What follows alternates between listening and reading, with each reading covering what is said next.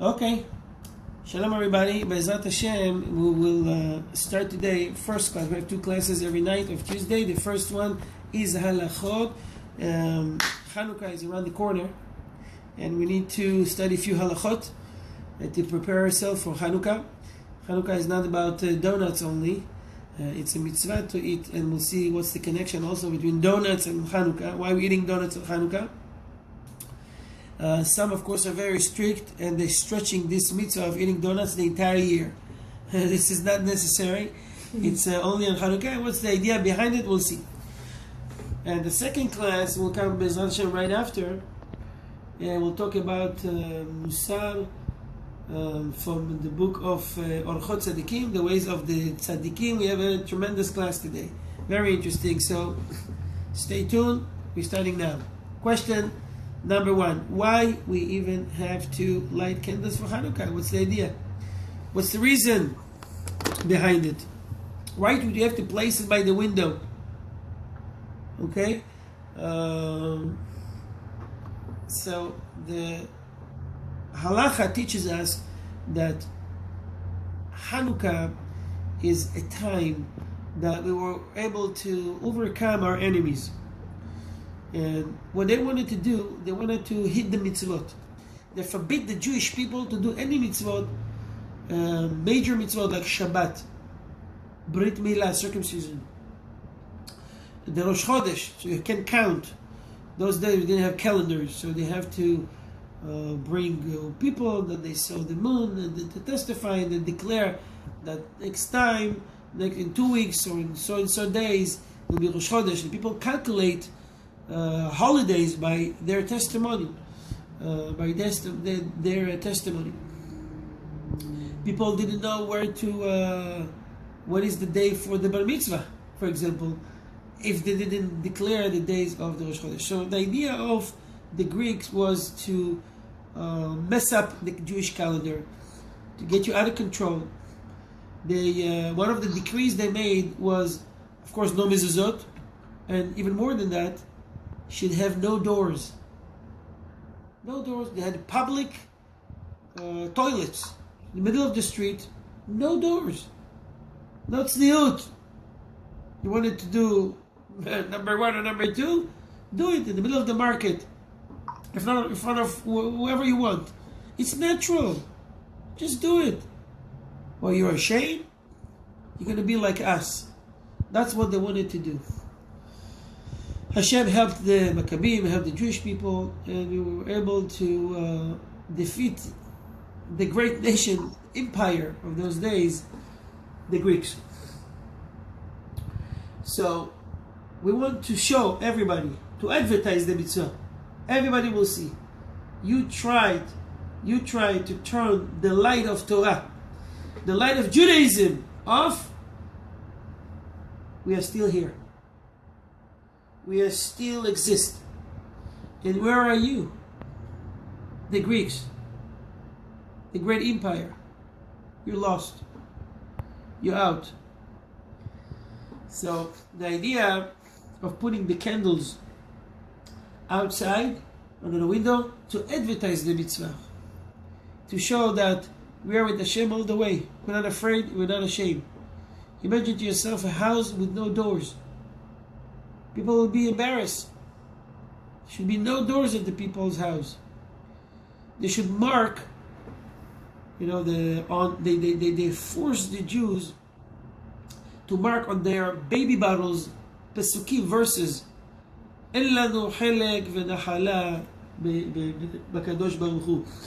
have no share.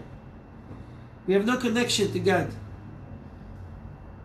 Those days, the baby's bottle used to be an ox or a cow horn. They use the horn. They made a small hole at the narrow edge, and they fill it up with milk, and they give it to the baby. But they force them to write over this piece of horn. So the baby, when he sucked the milk, he could see already the verses. I have no share in the world, in God, in the Jewish God. They were so precise. They thought about everything. They want us to be like them. And this is the biggest problem. When you ask a Jew to be a non-Jew, it means that you have to neglect all the commandments, all the mitzvot, all your commitment to the Torah. So without it, you become a nation without a God. Because the covenant between the Jewish people and their God, Hashem, is through the Torah. Without it, we're worthless. Hashem says, after we receive the Torah on the Mount of Sinai, Banim atem l'Hashem Elokechem. You are my sons, you are my children now. It's a special club. Special rules. And by the way, anybody who wants to join, you can join. To convert to Judaism.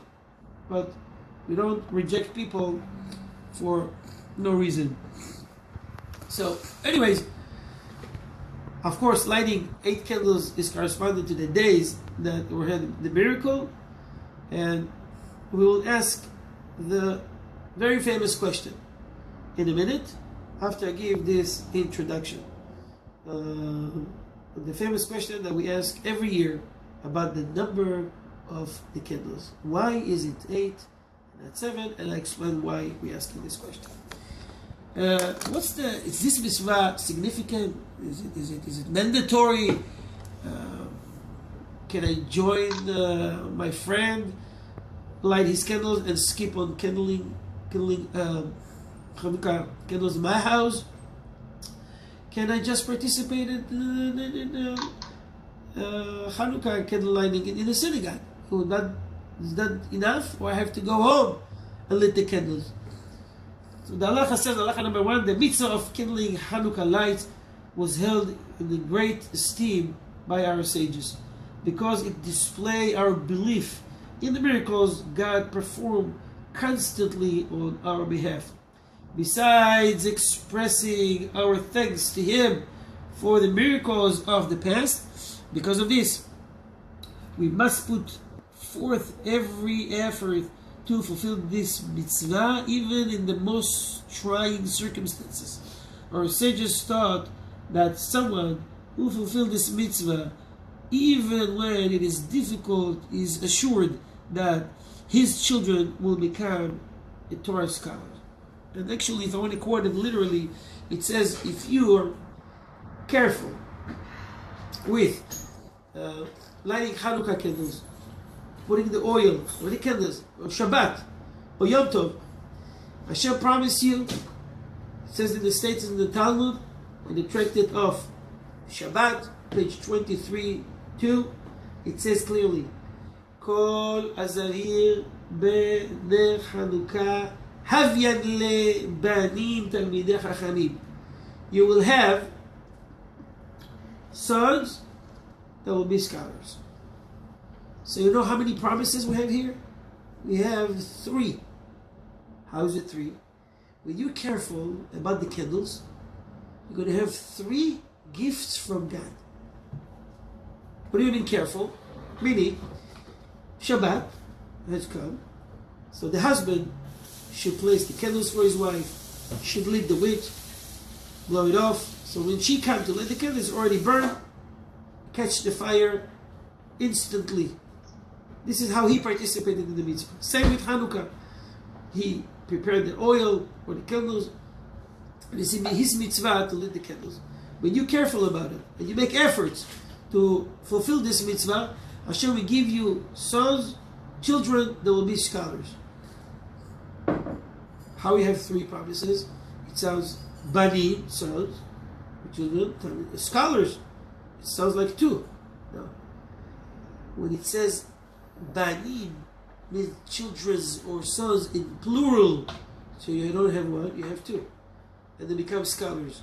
So first of all, the promise is that you'll have babies. How many people today try to bring babies to the world? Women try to get pregnant, they can't. By doing this simple, easy, cheap mitzvah, you get so much. And the promise you get at least 2, and they become scholars. So, you gotta be a fool not to do this mitzvah, not to pursue, not to chase after such a mitzvah, such an easy mitzvah. Thank you. Question number 2. Are women obligated in this mitzvah? So, let's answer number 1 first. Question number 1 is, why we light 8 candles when the miracle was for only 7?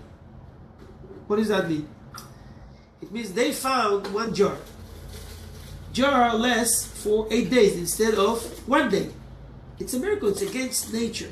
You put oil in the lamp jars, it's going to burn.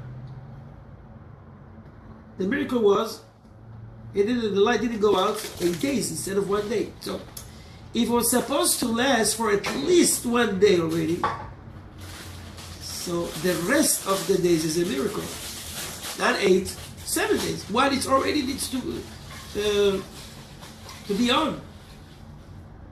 So why are we celebrating 8 and not 7? There is so many answers for this question. I will bring 1 or 2. Number 1, it says true. The first, we are celebrating the miracle. The other 7 is the miracle of the miracle of defeating the Greeks, winning the war. That's for the first day. The other 7, it's for the miracle, the 7 days that it leaks, it didn't go out. Another opinion was that if this is the jar the Kohen put, so it burned not full after 24 hours. It went only 1/8. And the second day, another 1/8. So at the first day, it was already a miracle. Instead of burning the entire of it, the entire jar, only 1/8. Right now. So there's many reasons why we celebrate the 8 days. We just brought 2 of them. Number 2, are women obligated in this mitzvah? The halacha says men and women are obligated equally in this mitzvah. Why? Because since women were involved in the miracles of Chanukah as well, on the poskim, the rabbis agree that a woman may kindle Chanukah lights and recite the blessing over that mitzvah on behalf of men, and that those men can fulfill their obligation in this way. So if you want to give to his wife, don't let the candles, it's fine.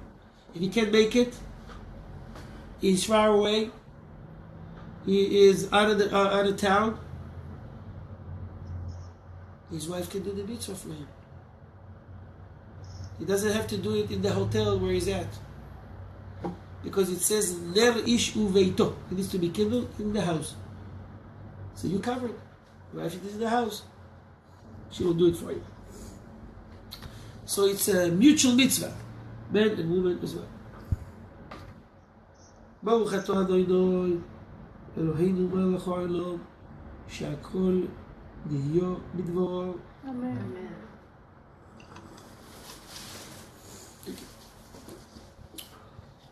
So a poor guy came, and it says, listen, I really want to perform this mitzvah of Chanukah, so, but I don't have the money. In order to buy the candles, I need to have, $5.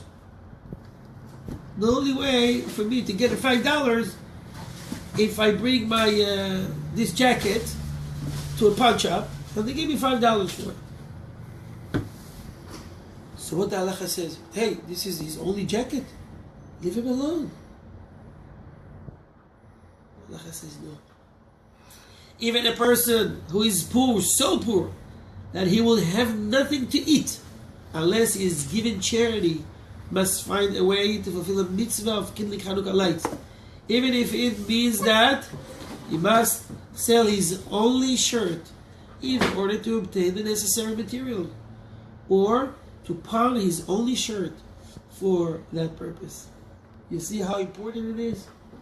Yep. Alternatively, he must find some labor to perform to earn money for this purpose. He must obtain enough material to kindle at least 1 light on each of the nights of Hanukkah. Which means This is very important halacha.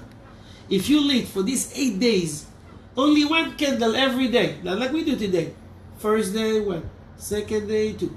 Third day, 3. Fourth day, 4, and so forth and so on. Every day, first day 1, second day 1, third day 1, 8th day 1, you still fulfill the mitzvah of lighting Chanukah candles. Of course, the best. It's called Behadrin Min HaBehadrin, the best of the best. For those who wish to beautify the mitzvot, to light every day, to add one more candle. In case you don't have enough oil or material to do that, 1 candle a day is enough. How long it should last? Can I just lit a match? It will hold for 30 seconds. I'll send the blessing, I'll hold it, or I'll place it, and that's enough. What's the minimum time required? 30 minutes. 30 minutes. Should I light these 30, you're saying 30 minutes. Should I light these 30 minutes during the day? During the night? After the stars comes out? When the sun comes out? The first night or the second night? What are you talking about? Every day. It has to be dark. So, we'll see. It's an halachot, but Hashem will answer it today.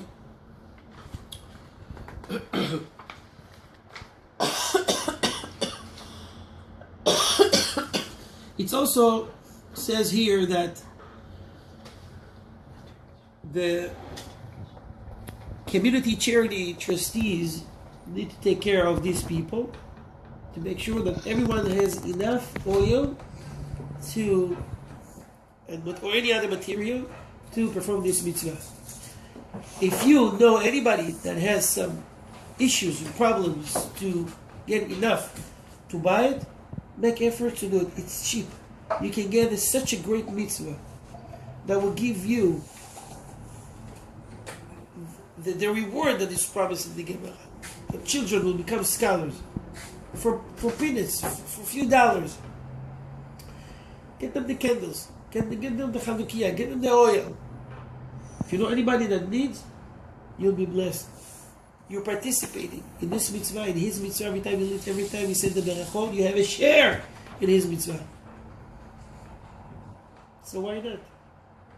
You know anybody? Give. Okay. I'm going to move on to the next topic. Number of lights to be kindled. Who should light the candles? And how many Chanukiyot? Chanukiyot is the candle holders. It's called Chanukah. How many we should have at home? Let's say it's a house with 5 members. 2 parents and 3 children. You go to some houses, you see 6 Chanukiyot, 7 Chanukiyot, 10 Chanukiyot. You go to one house, you see 1 Chanukiyah. Then you think, maybe they can afford it. So you go to another house, you see a mansion, a beautiful house, they can buy the whole factory, and they have 1 Chanukah.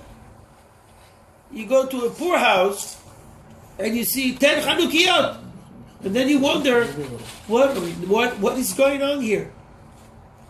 Some know the halacha, some don't. So you say, some Ashkenaz, some are oh, so that's the difference. Ashkenaz or Sfarad. The Sephardi custom, following the Shulchan Aruch, 1 Chanukah for the entire household. And the head of the household should light the candle. If you wanted to give to someone else, you can give. To his child, that's okay. As long as he lit the new candle every day. The first candle, the new candle that we added, the rest he can give it to his 7, 8 years old child.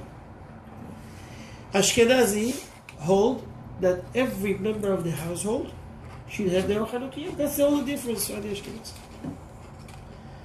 What would be the case if your son comes from school and he says, look at the beautiful Chanukah I did. You get so excited, it's such a beautiful Chanukah.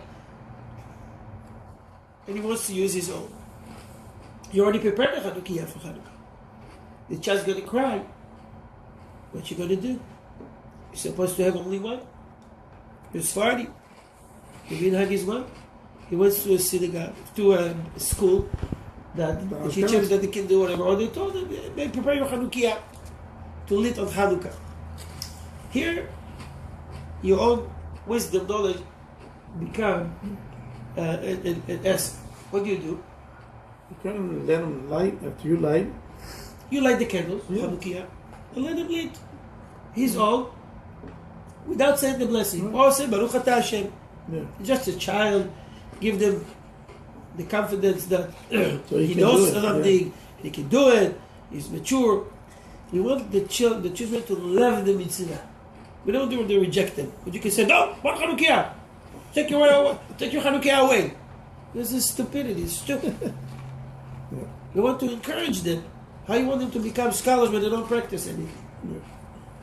Sometimes use your own wisdom. Maybe that's the reason why the Ashkenazis do it, no? No, they hold that every member of the house should have the mitzvah to do it himself. That's by the Ramah. Okay. Question number 3.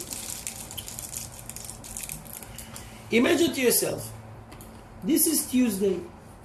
It's the 3rd day. We look at it. This year we're starting, B'ezrat Hashem, it's the year of 2016, it's the end of 2016, but according to the Jewish calendar, it's 5,777. Tash'az, Tafshin Ayin Zayin. Starting in Motzei Shabbat, Sunday is the first day. Starting on Saturday night. Fine. Tuesday, supposed to lead 3 candles. 3 candles. You accidentally lit 4. Your friends lit 2. You added 1. He took away 1. He took off 1. None of you lit 3 candles. It's supposed to be on the 3rd day. So you're meeting 2 hours later for a dinner or something. Candles already off. Done with the berachot. And then you notice, both of you, that you did the mistake. He 2, you 4. You're finished with the berachot. What will be the case? Did these guys fulfill the mitzvah? Yeah, because you're supposed to light the candle. So what the halacha says about it? You didn't count right, but you still lit the candle. Why? The obligation is how many? At least 3. The obligation. Every day should be at least 1. So, letting 2, I know I'm supposed to do 3, but the 1 is there. I'm good. The 4, he added extra, but he still has the 1. Right. You still fulfill them. So the halacha says if someone made a mistake and kindled more than 1 light on the first night of Chanukah, or if he kindled more than the prescribed number of lights on any of the nights of Chanukah, he has nevertheless fulfilled the mitzvah. The extra lights that he kindled do not negate the mitzvah. Okay? Next time, pay attention. Yeah. You know, you'd be surprised, but I've noticed in some houses, you go and people are messing it up. After the 4th or 5th day, mistakenly, they're either adding or they subtract from the amount of candles. It happens mistakenly. Okay? So you tell them, don't worry about it, you already fulfilled the mitzvah.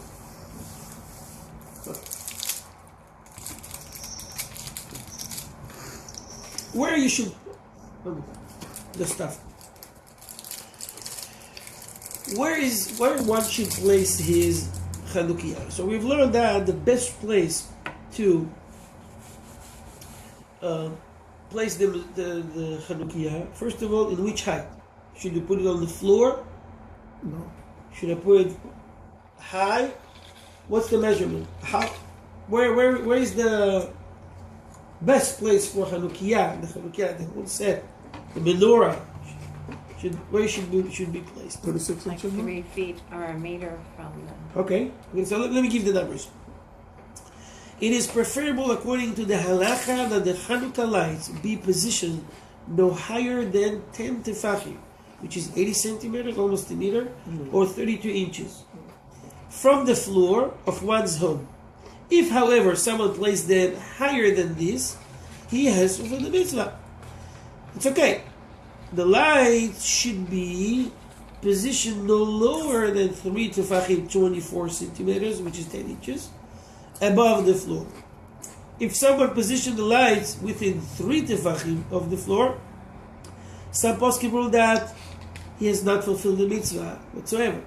But others rule that although he should not have kindled them in this position, he has fulfilled the mitzvah. Nevertheless, in practice, if someone did kindle his lights this low, he should extinguish them, raise the level of the lights, and kindle them again. But he may not recite the blessing a second time. Even if the candles are positioned within 3 tefachim, 3 tefachim is 10 inches, 24 centimeters, of the floor, as long as the flames of their lights are above 3 tefachim from the floor, it is acceptable. So I care about where the flame is. This is the level, I'm above, fine. If I'm here, it's still okay. But if I'm here, it's bad. If you're in our windows, it's 10 inches from the floor. If you put it above and you have the Chanukah, so it's way up. Anyway, as long as the flame of their lights are above the 3 tefachim from the floor, it is acceptable. The main concern is the height of the flames of the lights. Okay, I think we do one more halakha and we'll go to the next one. How long is it already? 26? Okay, that's the last halakha for today. In the house, where is the best place to put the Chanukah, the menorah? By the window. In the window. The opposite of the mezuzah or something. Oh, so Yafa say that the best place is opposite the mezuzah. Yeah. You're right. Why? What's the idea behind it? Huh? Because that way you can still do the blessing. I have mezuzah here. Yeah. I have the candles here. Yeah. And I'm passing in between. I'm standing in between. I'm Blessings. surrounded By blessings. blessings and mitzvot. Yeah. And imagine to yourself that I am wearing a tzitzit, talit kata. It's a 3 mitzvot that protects the house. You know, statistically, I think if you check, you see is the less burglary on Chanukah. I never checked that. But some people say, okay, because people see the lights, they think people in the house. Whatever the lights are off. It's good. The blessing of the house, it's so good. It's good anyway, right? The other people have their lights on all over the house and they get rubbed more Right. at this time. Right? So it's a blessing, it's such a great blessing. I think, never checked that statistically, it's protective. It's such a blessing that you can feel it these 8 days. I will read this halakha and we conclude with this. The preferred method of fulfilling this mitzvah is to kindle the Hanukkah lights outside the doorway of one's home, within 1 tefach of the doorway. They should be, tefach is this, when I say tefach, this is the measurement, more or less. Okay? It should be positioned on the left side of the doorway when facing it from outside, so that when someone enters, he finds the mezuzah on his right and the Hanukkah lights on his left. In this way, whenever someone exits or enters the home, he is surrounded by mitzvot. This is especially so if the spiritual. So, if a person is wearing a talit katan tzitzit, for that he is surrounded by 3 mitzvot. This gives him a special spiritual boost and the strength to remain strong in his observance of mitzvot, even in the face of difficulties. This is our sage's interpretation of the verse in Kohelet, Ecclesiastes 4:12. A rope woven from 3 strands will not quickly unravel.